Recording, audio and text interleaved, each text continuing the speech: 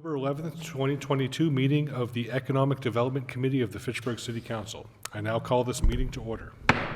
Please be advised that FATV is conducting an audio and video recording of this meeting for public broadcast. I ask that anyone else in the audience who is recording this meeting to please identify themselves for the record now by standing and stating their name and address. All right.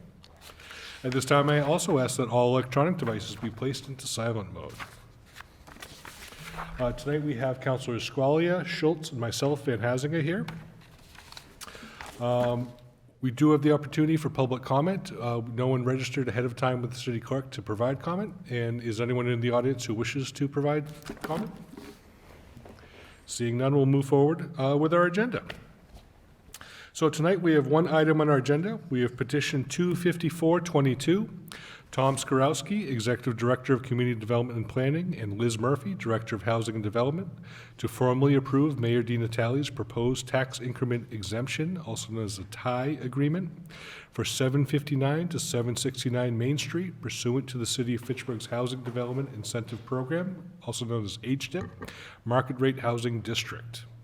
And tonight we have Ms. Murphy in attendance. Would you like to just give us a brief overview of the HDIP, whichever you would like? The HDIP program and intents and sort of this agreement? Sure. So the HDIP program is specifically focused on market rate housing. It gives a tax, there's two sides to it. There's a state tax credit side and there's a local tax increment exemption side. This particular project is looking only at the local tax increment exemption. The state tax credits, there's a backlog in applications, so if they wanted to get a project funded, they would not be eligible. They'd be eligible, but they would not be able to access that state funding at this time. So we went ahead and worked with Prime Real Estate Investment, LLC, to create a tax increment exemption agreement that's in front of you today. There have been a number of iterations of the actual increment exemption because we were working with DHCD and their formula for how they determine what the increment exemption is. So what you have in front of you, I believe, says the base value of the tax increment exemption. That's the starting point of where they're at basically today, or FY23 in this case. It says 122,894. That's at the bottom of the second page. It actually does need to be amended to say 122,895. That was the last minute change that DHCD made. Would someone be amenable of putting that in the motion? Move to amend to 122,895. Second. If there's no opposition, we'll take it by unanimous consent. All right. So in this case, we're looking at a 5-year, 100% exemption. So what that means is they will not have to pay that increase for 5 years, 100% of it for each of those 5 years. What that works out to, and just to give you a few numbers here, the actual value, the assessed value of the property in FY23, according to the assessor, is $181,000. But not all of that is residential. So we're only looking at the residential portion of this. Looking at the square footage of what the residential will be versus the square footage of the commercial, that's where that 122,895 number comes in. That's the baseline now. The anticipated after rehab value calculated by the assessor is $400,000, of which $271 and $588 is the residential portion. So it's $271,588. What that translates to is about 13,000, or not about, $13,764 of savings on their taxes over those 5 years. Total over 5? Correct.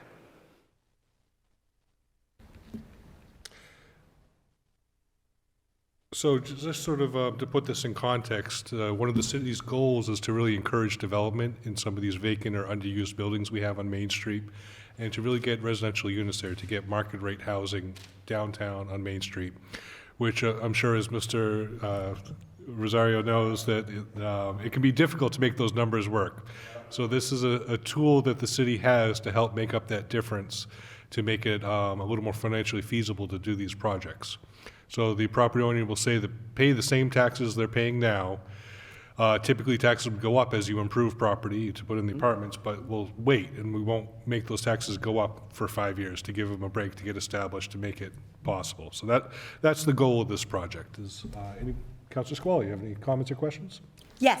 So segueing right off your statement, so we're, the existing tax of $122,000, we're not paying the residential portion for 5 years, but we're paying the commercial portion, or we're paying the base value, we're paying taxes on the base value, including the commercial?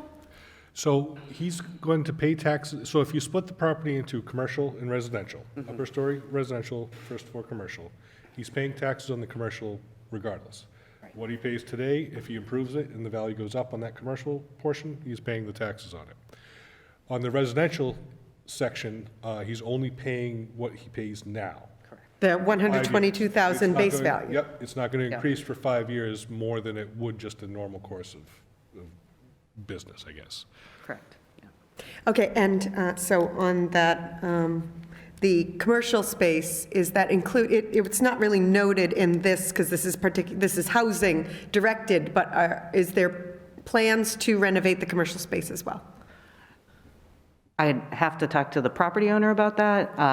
My understanding is yes, but that is just not a part of this agreement, because this is specific to housing. So as the commercial space increases in value, presumably there'll be a commensurate increase in taxes related to that.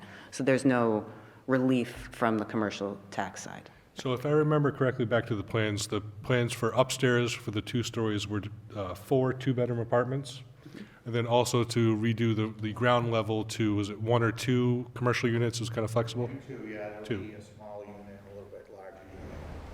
But there's no requirement necessarily to build out those commercial spaces? Not as part of this. That was part of the approved plan, that was, received a planning board approval, and what was presented, but it's not required as part of this agreement, because this agreement is for the residential units. Right. Okay, great. So the 5-year, 100% tax increment exemption, and then after the 5-year point, we pay the value of, the full value, assessed value of the building. Correct. Okay, and that beginning, the starting, we're paying the base value until such point as we begin construction, or it was July 1st of some fiscal, when does it begin, the tax increment exemption exactly? It shall be the July 1st of the first fiscal year following DHCD's final certification of the project. And we anticipate that to occur before July 1st, 2023? Yes, I believe that's what Rosario just told me. Shooting Yeah. for it, yes, we are. Okay. Yeah, shooting for April? Yeah, we're shooting for April. Okay, and that's all the questions I have. Thank you. Councilor Schultz, do you have any questions or I comments? do not have any questions. I'm fully in favor of getting the residential units going, and I hope that you're very successful, Mr. Rosario. Move to approve petition, the amended petition 25422. I have a motion. Second. We have a motion and a second. Take this by unanimous consent, unless there's any dissent. All right, great. So the motion passes. We will recommend approval to the city council, and thank you for your efforts in downtown. We look forward to seeing this project and all the work you've done. Thank you. Move to adjourn. We have a motion to Second. adjourn. In Second. second, We'll take them by unanimous consent, and we are adjourned. Thank you. Have a good night. Thank you. 15 minutes.